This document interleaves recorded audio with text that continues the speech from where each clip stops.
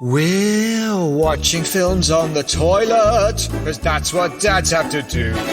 When the movie's unsuitable for your kids, then pretend you need a number two. If you need a break from your family or spouse, there's a lavatorial picture house. Watch Terminator 2 while you're sitting on the loo. Enjoy the whole of Rambo 4 with your trousers on the floor. We're watching films on the toilet. How about you? Shall I start? Yeah? You usually make a noise. I will make a noise, but it's just my words. Oh, okay. There. Well, I've done it. That's me starting. Great. This is Watching Films on the Toilet with Ben. Hi. Yeah, and Eamonn. Hi.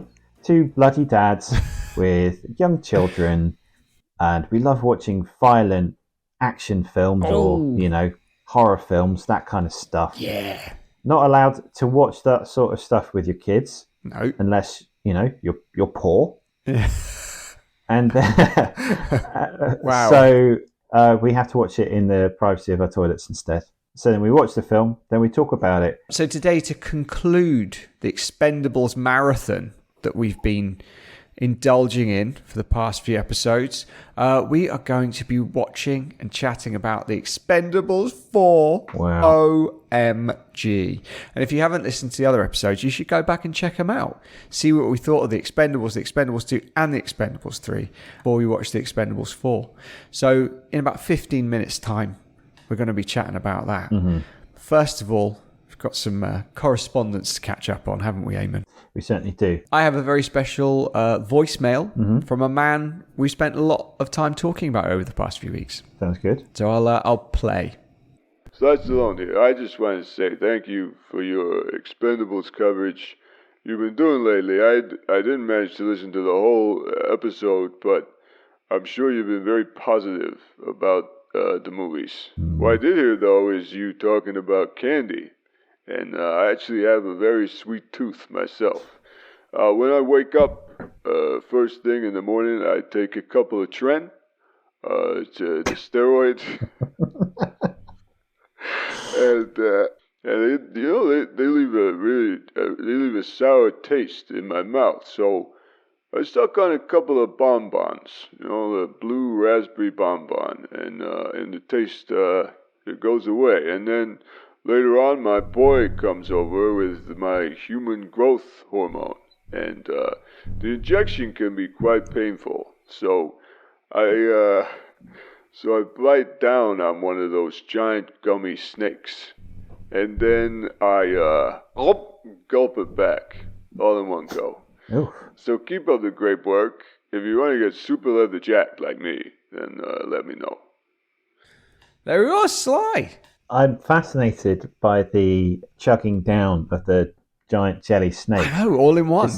Is that the sugar lovers version of drinking all the raw eggs? I guess, yeah. I mean, but the thing is, the raw egg is quite liquidy, isn't it? Whereas this is a solid mass. It's a solid mass, yeah. He swallows all in one go, like a sword swallower. The YouTube algorithm is showing me loads of Tulsa King shorts, which is the mob drama that he's in at the moment. Tulsa King. And he has gotten to that place where I think it's a combination of steroids and plastic surgery, where his face is diamond shaped. He has these enormous, great cheeks, cheekbones that come out. It is like diamond shaped. 6 inches either side of his face. Well, you saw the picture of him recently meeting the Pope. He met the Pope. Yeah. And he looked ridiculous. Like, it was quite a blurry picture. And as you said, his cheeks were quite bulbous. And I guess that's some sort of, they put stuffing in them, don't they? Like you would stuff a turkey. Yeah. They stuffing in the face. Temporary measure. They inject it directly into the... Sage and onion stuffing into the face. Yeah, so just bear with me now. I'm just going to inject the sage and onion into your cheek. Into your cheek. There we go. Hey, it's Sly Stallone. I'm here to get my injection of sage and onion stuffing. Oh, do you imagine if you got that Botoxed into your lips? That's all you'd ever taste. You know what? Sage and onion. There are worse things. Oh, my cornflakes taste like sage and onion. Everything. It would be like, those bottles of drink you get with the flavour, like scent thing. Yes. So it that's makes exactly everything. right. It would be just like that, except your lips would be full of sage and onion stuffing. Every time you had a passionate French kiss with someone, it would be for sage and onion. For both of you. It'd be like kissing a northerner, wouldn't it? That's what it would be like. Oh, apologies to the north. Yeah, and the poor. The poor. From earlier, yeah. Woo, okay, good. Okay, Excellent. good. Have you got any correspondence, Eamonn? I have. Hello, my name is Del Hubbard.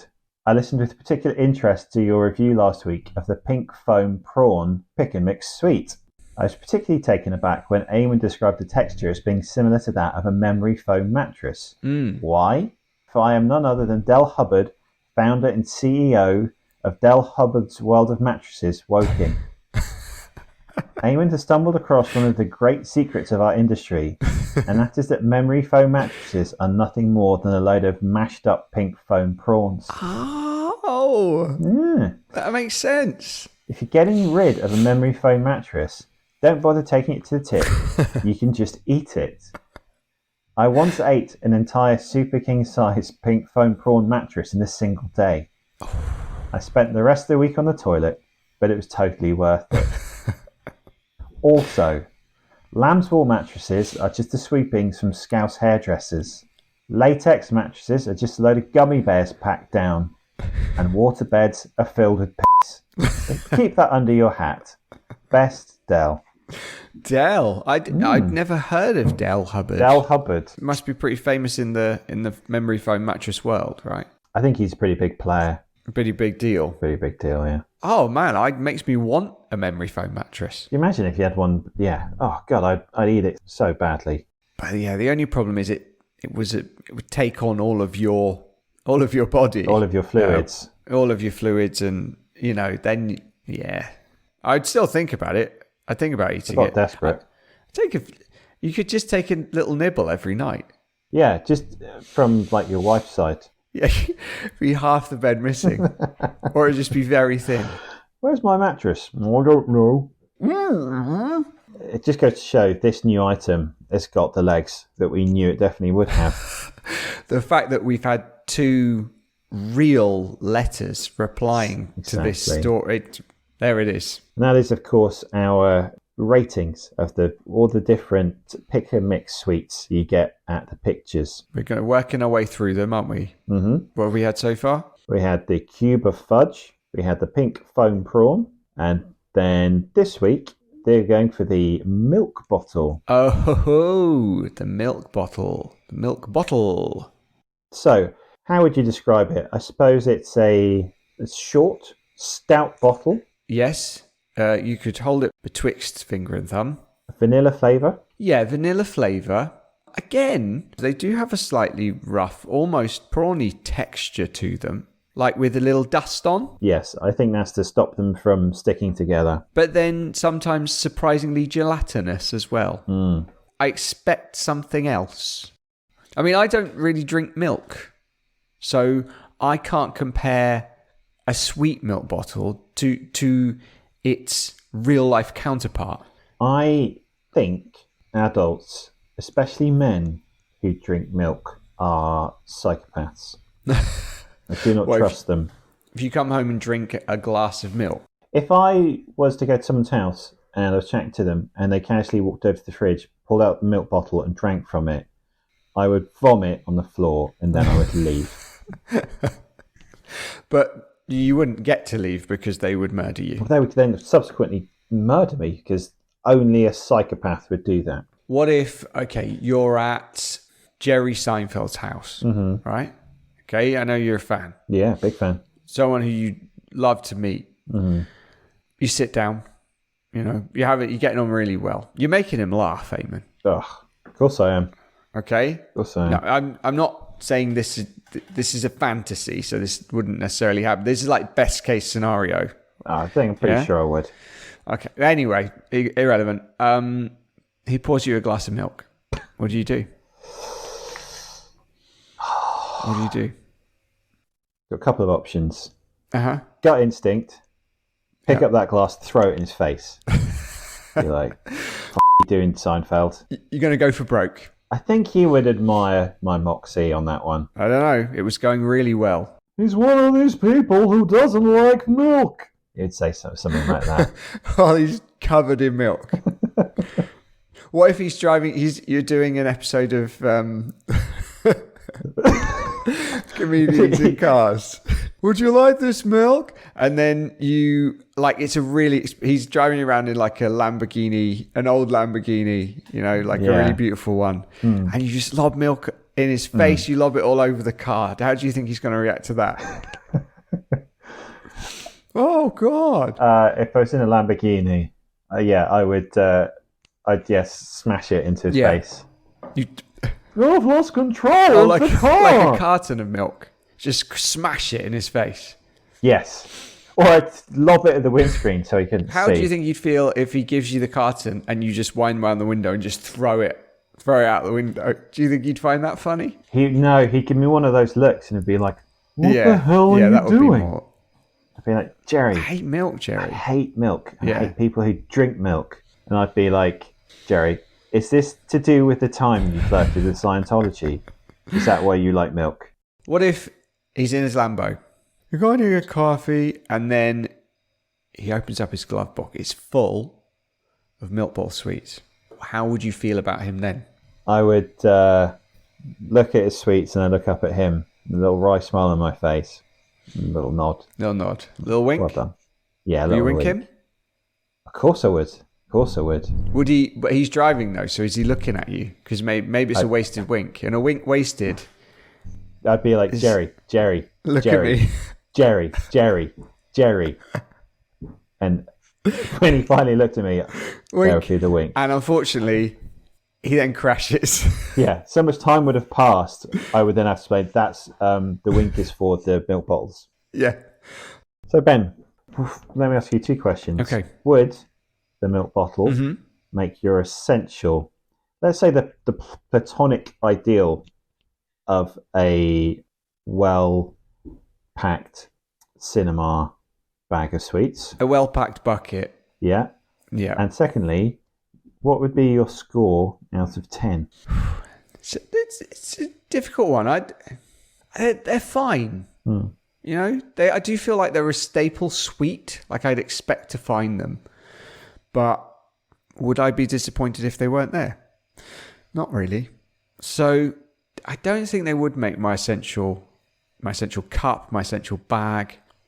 And as for a score, I think I'd probably give it milk bottles maybe 4 pick out of 10 mix. Okay. Yeah. Do you know what? That doesn't surprise me. You've been very animated when you talked about the fudge and the pink foam prawns. Yeah. You've not had that fire. A little subdued. You have been a little subdued. Yeah. It was because you put me on the spot and said, right, talk me through them. And there's not really anything to talk about, is there? I mean, I realised that as soon as I said it. They are literally vanilla. What about you? Essential and score, please. If it's there, I will always put some in. I actually really like them. I like mild. Do you like mild sweets? Yeah, but you're a mild guy. I'm a very mild man. Yeah. Little meta moment for you here there. You won't be aware of this. There was a cut where we just talked about me being mild. We've brainstormed for ages different ways in which I could be not mild. An exception. Yeah, but they're all really, really harsh. Yeah, they're all really bad. Yeah. So we've landed on just nothing. On nothing. My cat's barged their way in. Hello, Helen. Hi, Helen. How's Helen's weight? She's okay. She's wearing it quite well. I wouldn't say it's wearing it well. She's pretty big, but she did balloon at one point. She was huge, and she was eating a lot of biscuits, cat biscuits, and Dreamies. So she's now on a diet of, it's like just meat. It's a very expensive subscription that we pay. So she now has like nice meat every day, and she's lost a lot of weight. Well, she had, but I don't know. Now I guess it's just leveling out. I'm not sure. So it's like very much a low carb diet. Then what she's gone for? Yes, low carb for cats, but she likes it. She does like it, but no, she's very well. Oh, good. So, Eamonn, is it essential?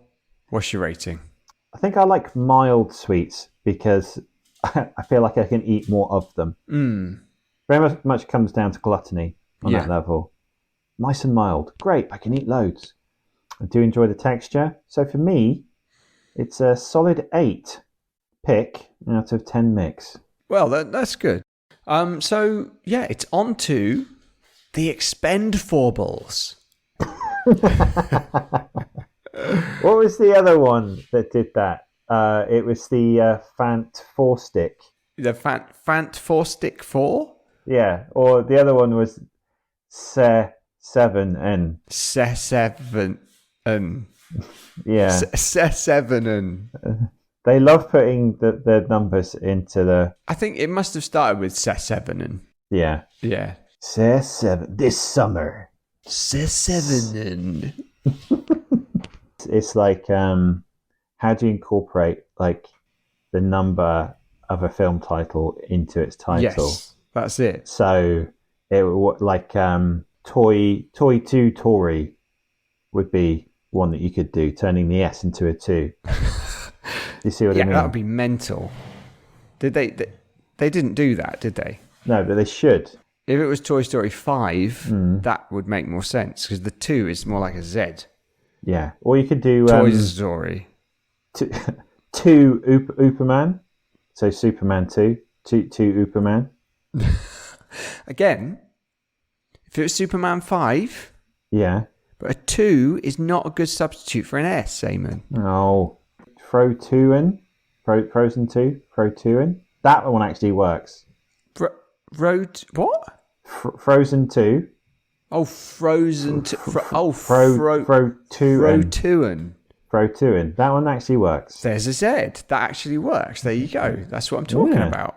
Okay, you got there eventually. 2 Shrek. Shrek 2. Hang on. So it'd be 2 Shrek. Yeah. No. Shrek 5. That would still be 5 Shrek. Well, what about this? Die Hard with a 4 vengeance. Wait, no, because Die Hard 4 exists. What was Die Hard with a Vengeance? What number is that? I thought that was 4. Well, Die Hard with a Vengeance was the third Die Hard film. It's not like the franchise isn't Die Hard with a Vengeance. So if it was... Oh, I thought it was number 4. Die Hard with... You can't have Die Hard with a Vengeance 4. Why not? You could have Die Hard 4. So you could have Die H4RD. Yes. Did they use that? I don't know. They should have. Should have done. The film sucked, but that definitely would have made it better. I think there's only a certain type of movie that can get away with it. Like the Expendables, you can just toss a 4 in and no one will mind. If you did it with the Fast and Furious movies, I think they've done it, haven't they? Yeah. But if you did it with the new Mike Lee movie... Well, he doesn't do trilogy, so that's doesn't do sequels. Well, he it doesn't. Really only works. It has to be a sequel. What about 3 Godfather? Oh, hang on. 3 Godfather. What about the Godfather 3er? Wouldn't that be better? Yeah, it would. Oh, instead of the E, the God. You don't put it in the. The. Yeah. I'm way better at this than you. I know, I'm not very good at this. All right, let's talk about the Expendables. Mm-hmm. We got together, didn't we? We actually came together in the centralist of London. Yeah. Well, you were late, as you often are. Listen, mate, I was working until 7 o'clock. It's fine, it's fine. It's just a fact. So I was stood outside the cinema for quite some time, and a lady came up to me and asked how I felt about Jesus. And then she proceeded to tell me how she felt about Jesus. It was really irrelevant, what I said. But you didn't even turn up. I was just waiting for you to come. And in the end, you called me. Yeah. So that was my out. I said, sorry, I've got to take a call from my friend. And I walked into the cinema and hid. Yeah. From the Jesus lady. When I walked in, And I Yeah. was just like, you're the Jesus lady. And she nodded and we had a high five. I was like, yeah, Jesus. Yeah. Jesus. Inside the cinema, you gave me a pick and mix challenge, didn't you? Which was a real fun treat. Ben very kindly paid for my cinema ticket. Central London prices, so it was £20. So I said to Ben, let me buy your sweets, see if you can make it up to £20 worth of pick and mix. I did. I loaded it up. I thought I'd got there. It was a heavy And a bag. real heft to it. Yeah, a real huft. You know, it was filled with the heaviest of the sweets. The meter, what are they? The meter coils. That was in there.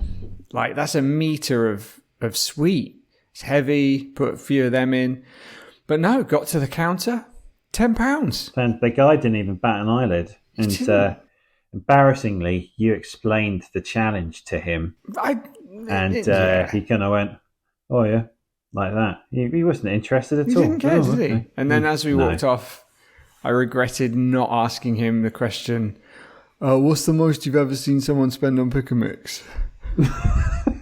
Oh, excuse me, sir. Yeah, I think that would have made us real friends. I think he would have liked that. I think maybe that's what he was holding out for. Yeah. And what did you have a drink of for me so that I may summer-wee this film in the time it took you to release your drink out of the other end? This is not foreshadowing, but I had the exact same drink as I had the last time, and the time before that, and the time before that. Exactly the same. Right. Do you remember what they were? It was the same. Nothing about the drinks narrative was different. It was just the same kind of qualities. Were you looking forward to the drink before you had it, or were you just low expectations of the drink? No, I kind of knew what the drink would be, and it knew delivered. exactly how you'd feel and exactly how long the wee would be. Yeah, exactly. Yeah, funny that. Okay. So how long was it? It was 52 seconds. 52 seconds. Okay, well, you may notice, Eamonn, my summer wees for the Expendables films have been getting shorter and shorter. They really have been. But I'm going to attempt to be even quicker this week. Do it, man. All right? 3, 2, 1, go. So the Expendables are back again, and this time they're off to take down Uwais, who stole a load of detonators from a warehouse in Libya for a mysterious villain called Ocelot, whose identity will only be revealed somehow if Stallone dies. Luckily, Uko shoots down Stallone's plane and he fakes his own death in the crash. Statham's all upset and wants revenge, but Andy García kicks him off the Expendables team and puts Megan Fox in charge instead. But Statham's not having any of that, because he's a right geese. So he follows the team to a big boat and it all kicks off, and Andy Garcia is the bad guy, and Stallone returns to save Statham before a nuclear bomb goes off. Bang! Hopefully, the end. 32 seconds, yeah. Fastest summary I think we've had, other than the Jackass one, I think. That was mercifully much quicker than this film. Yeah. Yeah, there's no point in trying to keep any suspense, is there, into what's going to happen to this film. No, it's absolute garbage. This film is f***ing dog shit, and it makes me cross. And I was just saying to you off air, if I'd had to see this by myself, I'd have been really cross. Yes. Because I went to see it with you, it was quite good fun, because we were just laughing at how lame it was. We were. We lolled throughout, didn't we? How lame it is. Particularly one part. That bit at the end. One running storyline. Right at the beginning, we meet Stallone. And he's off, he gets on his bike and he goes to see Jason Statham. And he says, I've lost my lucky ring. Goes to a bar, and it turns out he lost his lucky ring in a thumb war. Yes. Which I'm assuming is some sort of play on his, it couldn't be an arm wrestle because he was in that Over the Top movie, wasn't he? Yeah. And he lost it in a thumb war to a guy called Jumbo Shrimp. Yes. Who is called Jumbo Shrimp because he's a small man. Yeah. Jason Statham makes some quite mean jokes about him being small. Mm-hmm. Anyway, so Statham asks for the ring back. Jumbo Shrimp won't give it to him because, well, he doesn't have to. He won the ring. Fair and square. Fair and square. So Statham beats the hell out of him with knuckle dusters, the classic, and all his guys. And then Stallone gets his ring back. Yeah. We don't see Jumbo Shrimp again. Stallone fakes his own death in a plane crash, doesn't he? He does, yeah. And we see his torched corpse, which is quite clearly not him because we would have seen him dead if it had been him. That's right. Wearing the ring. And then right at the end of the movie, Stallone comes back and Statham says to him, "How did you fake your death? Who was it in that plane?" To which Stallone replies, "You remember that guy Jumbo Shrimp?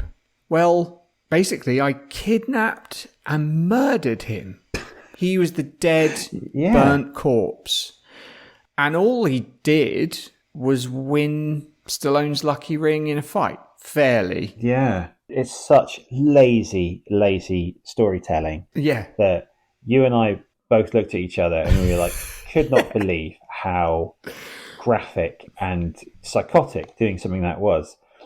Like, all they had to do was insert a storyline of like, Jumbo Shrimp, he burnt down a hospital, or Jumbo Shrimp, he's like... Yeah, he's a fiddler or whatever. He killed loads of kids or something like that. No, his crime was winning a game of thumb war fairly and squarely, and because of that, he got murdered. And it's not below Stallone to just suddenly make someone into an abuser. He did it in Rambo. There was that mean villain who he decided wasn't mean enough, so the villain took a young boy into his right, yes. hut. And we're like, wow, we really hate him. Okay, yeah, he really is grim. If Jumbo Shrimp had done that, then that, fair enough. Wouldn't have any problem. Burn him. But he didn't do that, did he? We did laugh a lot, though, which was good. I enjoyed that chuckle. Yeah, but not in a good way. No, just in a, oh my God kind of way. Similarly, so many scenes which did nothing to drive the plot forward. Yeah. It was just like, we've not heard from Randy Couture for a while. Let's have it. Who else haven't we heard from a while? They might not have an ongoing story. Doesn't matter. No. Let's just create a scene where they say something, there's a shit joke, and then let's move on. There's no story. No. There's no story been escalated. No story. Let's just give them a bit of screen time, shut them up, then we'll move on. Randy had quite a lot of exposition, quite a lot of complex exposition, didn't he? It was all very confusing. I just can't imagine talking to Randy. Obviously, he gets his paycheck. I guess that's why he does it. But he's like, okay, I'd like to develop my character a bit. So what can I do? Okay, well, you've got like really small cauliflower ears, so let's lean into that. And let's make that a running thing. And we'll also, we'll turn it into this thing where because you've got those small ears, maybe you're a little small downstairs, and he'd be like, is that a thing? He'd be like, well, it is now. But it turns out actually, because the tattooed woman, and that's her thing, she's got tattoos, because she sees you do a wee, she actually knows that you're not. So it all plays out really well. How about that, Randy? Should we go with that? This is like a one down from one of those Adam Sandler films, isn't it? Yes. Because at least with the Adam Sandler films is they're all friends. And what Adam Sandler has done is I'm just going to make up some bullshit film so me and my mates can... let's set it in Mexico so we can spend some time on holiday, basically, for free and get paid. But you can at least tell there's like camaraderie and like there's chemistry between those people, even though those films are awful. Yeah. These films don't even have that. No, they don't. Quite the opposite. Yes. Like Stallone was barely in it because he doesn't want to be part of the franchise anymore. Yeah. 50 Cent made a joke about his head being massive on the poster, so I guess he's not very pleased with it. Megan Fox came along for the ride. She was an interesting addition. What I liked about what they did with her was they had the scene right at the end. They always have that scene where they come back together in the bar, don't they? Oh, God. This made us laugh a lot as well. And, all the characters interact with each other because you have to have everyone speaking to everyone. I've spoken about that before at the end. I thought, how can we mix this up? How can we make it different? Well, Megan Fox is here. So what we'll do is we'll lower the temperature in the bar quite significantly, and we'll get her to wear a kind of see-through white vest. Yeah, and no bra. No bra, and everyone will just look at that rather than... They'll just ignore the conversations going around. I mean, we both laughed immediately because we knew exactly like what happened there. But can you imagine being like, I don't know, who would it have been, like the second AD or something, going like, okay, Megan, for this scene, I think it'd be great if you didn't wear a bra. What I also don't understand is this film is not for us. This is for 14-year-old boys, right? 14-year-old boys don't watch films like this now to see boobs. No. They all have smartphones. They know how the internet works. So don't worry about it. Don't worry about that sort of stuff. All the time you spent co-opting Megan Fox to show off her body in a quite sleazy, cheap way, you could have spent making a better film. Or just on the CGI. Yeah. Like, just spent a lot more money on the effects. This is the other thing that, and I've read a few reviews, and Eamonn's head is mostly in his hands. I can't.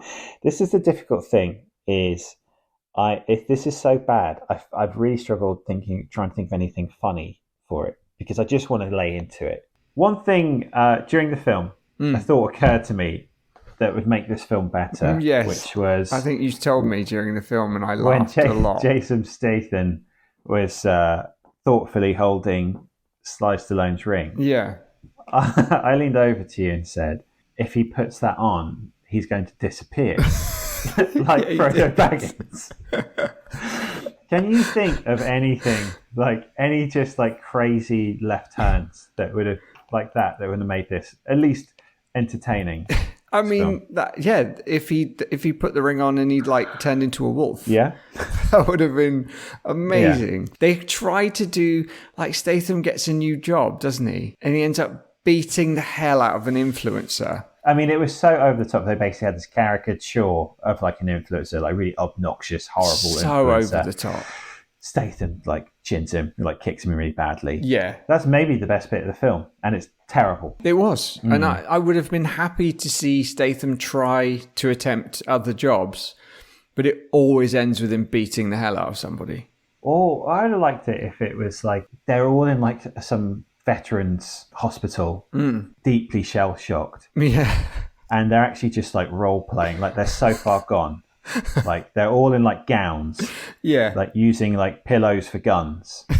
They're just so far. There's just like a hard cut, and it's just like, oh my god, that's what they've been doing all along. And they can't talk. They're just like don't have the words. They're gone. And Iko Uwais is like the therapist. That's very good, Jason. What would you say to Sylvester if he asked you to burn someone alive? Very good. Yeah. Okay. Yeah. Sylvester, why did you ask him to burn someone alive? And they're just like vegetables. They're like, bruh. Dolph's there with his long wig hair. Oh, because he had a wig, didn't he, in this? He had long hair, so that was his character. That's his character development. Got a wig, yeah. I love Iko. Yes. Iko's my boy. I thought he was the best thing about this film. Yeah, I agree. He was a really good villain. He had no idea what his motivation was. He shot a boy. No idea, but he was badass. They ruined his fights. I hated the way they shot and chopped up the fights. Hated it.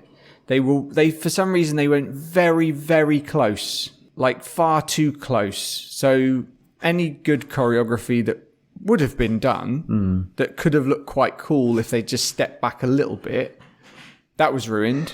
Well, that's what you got the impression of, wasn't it? Because Tony Jaa had a fight scene in it as well, and it was... Tony's an absolute legend. This looks like it could be quite crisp, but fortunately I have no idea what's happening. There's nothing that makes me more cross than when you get these really skilled martial arts actors. You know, Tony Jaa, they're like the best. And they bring them over to the States, and they just ruin. They really chop up. They really whatever they do. And you know that they're doing all the choreography. They're doing all the skills. But for some reason, they just shoot it and chop it up. It just looks rubbish. I don't know why they do it. Why, Eamonn? Do you remember you made up a joke about Tony Jaa, which was really silly, but I loved it. Do you remember it? Okay, go on. What was my joke? Okay, this is the setup here. Right? You said, why did Tony Jaa? I don't know. He wanted his ong back. That is actually pretty good. It's stupid, but just the way you say it, you wanted his ong back always made me laugh. Oh, okay, yeah, good. Do you know what's made me cross? Is this film's so bad. It's made me not want to try in this conversation. Just like it doesn't deserve it. Doesn't deserve it. No, you're right. Yeah, it doesn't. And let's It's just going straight into the macerating tank of despair, isn't it? If there was like something even worse, then I would choose that, because this is just the pit. Yeah. Any final thoughts, Ben? I hope this is the last one. Yes. I don't think it's going to do that well at the box office. So if they carried on, the next one would have a lower budget. With that kind of cast, I guess the budget goes into the casting rather than the... So yeah, no, forget it. Be done. You, any final thoughts before this dies? One thing that always pisses me off is this film's called The Expendables, and apart from Liam Hemsworth, I can't think of a single Expendables that actually died. Yeah. And they have a pep talk at the beginning of every film where Sly Stallone says, "That's the deal with us guys, we're expendables. We don't care about each other. It's all about the money." Know what I mean? And then they experience some perceived slight. Yeah. And then they all rally together because they actually love each other. Yeah. It's just not the right job for him. Like, you shouldn't be a cutthroat mercenary if you're going to take everything so personally. Yeah. Do a different job. Get into, social work or something. Take that personally. I'm sure you do a great job. Or be like an etiquette coach. Yeah. You're not supposed to wear white to a wedding if you're not the bride. Yeah. And then bad form. Bad form. Yeah, exactly. You should tip 12.5% at least in restaurants. He could go after bad tippers. Yeah, that would be worthwhile. That is kind of the energy he brings to it. It's like any slight, he's like not having it. You can see like a bad tipper walks out of the restaurant. The door like bell goes cha-ching, and then they just feel a hand on their shoulder. Yeah. You only tip 10%, buddy. Then moments later, they get burned alive. Yeah, in a plane. Yeah. Which is actually, I'd say, a better reason to burn someone alive than if they win something from you in a fair fight match. Yeah. Bye-bye Expendables 4. Sorry. Bye-bye Expend4bles. Yeah.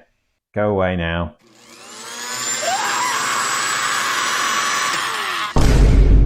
That was a shame, but I'd say overall, I have enjoyed this Expendables marathon. It has been fun. It's had its moments. And because of that, this week's top 5, we are going to choose each other's top 5 Expendables. So, this was hard. If we had to have an Expendables team, what 5 Expendables would we have? I'm going to guess Eamon's top 5. He's going to guess mine. Whoever gets the most correct answers gets to choose next episode's film. Whoever loses gets a forfeit. So I think I lost last time. You did, yeah. So I need to choose. Okay. This is a double. Terry Crews. Yes. Yeah, we'd have Terry Crews. He was very charismatic, wasn't he? Yeah, I think I miss him. He was in the first 3 films. Yeah. And he's flipping hench, which is always great. And he's really funny as well. And he did well to bail out while he really did. Yeah, okay, cool. So, is it Mel Gibson? Yeah, I chose Mel Gibson. Yeah. I thought he was I know he was the bad guy, Conrad Stonebanks. That's a great name. But he was once an expendable, and I'd say he's the best thing out of all of the movies. Do you know what's really interesting? Which is awful to say that. Everyone keeps on saying, everything I've read said like the third film is the worst. And I think it's the best. And it's the best because of Mel Gibson. Yeah, I agree. Right, go on, your turn. I think you'd have Antonio Banderas. Yes. Yeah. Because he's a good actor, and at least he tried. Do you know what I mean? Like he was brought a bit of passion. I felt really bad for him because they were like, well, he can't have another like meathead, so let's like make him super camp instead. He was he was a super fan, wasn't he? He was like a camp super fan. I gave him points for effort because you could see him at least trying. Okay, your guess. This is a double, and this is my absolute last choice. Okay. And I only put him in because I had to. Statham. Yeah, I would pick Statham. Do you know what? Yeah. I think he's a terrible actor. It really made me think. I can't think of a single film he's in where he's actually been, unless he's like sending up the action genre. Sucks. He's a terrible actor. He doesn't challenge himself. I would put it that way. But I do enjoy watching him. And I mean, even he couldn't even carry this film. No, good. Bloody Jeff Capes couldn't carry this film, mate. Who else would you have chosen? Ronda Rousey? No. Oh, okay. All right. Thought you quite liked her. No. You sort of stuck up for her because I thought she was rubbish. You laid into her big time. Yeah. And I was just like... Not that badly. I mean, it was... It bordered on... I was just like... We had to stop. God, I was like, Ben, you have to rein this in. No, Eamonn. It's like, whoa! I will be big heard, boy. Yeah. Yeah. No, that was definitely how it played out. Yeah. Yeah, I just no, I didn't even remember her. I was just okay. No, all right. Well, this is it then. So this is a double. Mm-hmm. Tony Jaa. No. I love Tony Jaa, but I thought he was completely wasted in the film. I just thought they ruined his fights. His character was a bit lame. I wouldn't have him on the team because I felt sorry for him. Okay, yeah. So, Eamonn, due to a technicality of two doubles, I've won. Yay. So there we go. So, Eamonn, who were your top 5 Expendables? God, I hated this one.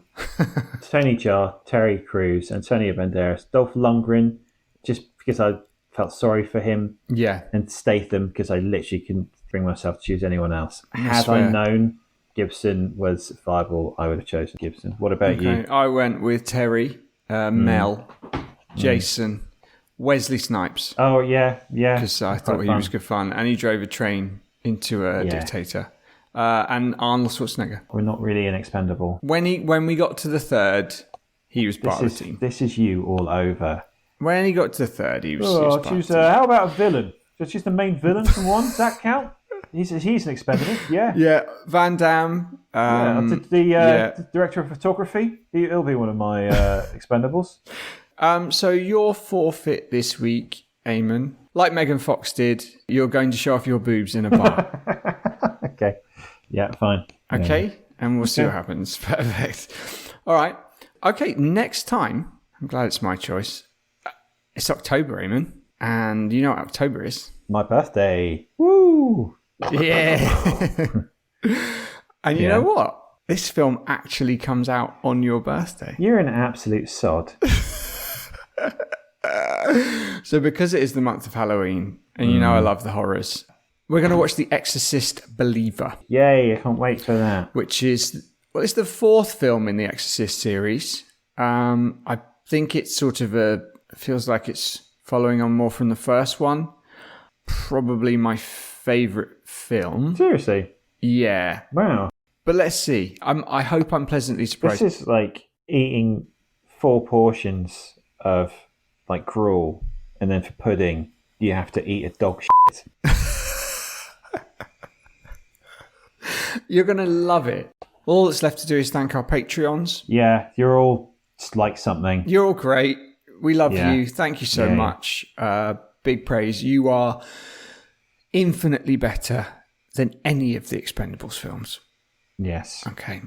So yeah, thank you for listening. Sorry if we were so downbeat. We just didn't like the film. And it was a bit of a sad end to our Expendables marathon. But, you know, we should have expected it, shouldn't we? Oh, yeah. Yeah. And, please rate, review, subscribe to our podcast, listen to it, send us messages. Find us on the gram, find us on Twitter, find us on Facebook, find us on the media. Yeah, you know, hang out, be cool. Give us a cryptic clue about something. Send us off on an adventure. Oh, like a conspiracy theory or... Yeah. Yeah? Yeah, just like, get something. The World Economic Forum is... Ooh, yeah. Yeah, exactly. I feel such a low ebb after this film. All right. Just do something to perk us up. Just send us some like drugs. Send some Tran? Either of those two. Tran would be great. On that note, Eamonn. Yeah, keep flushing.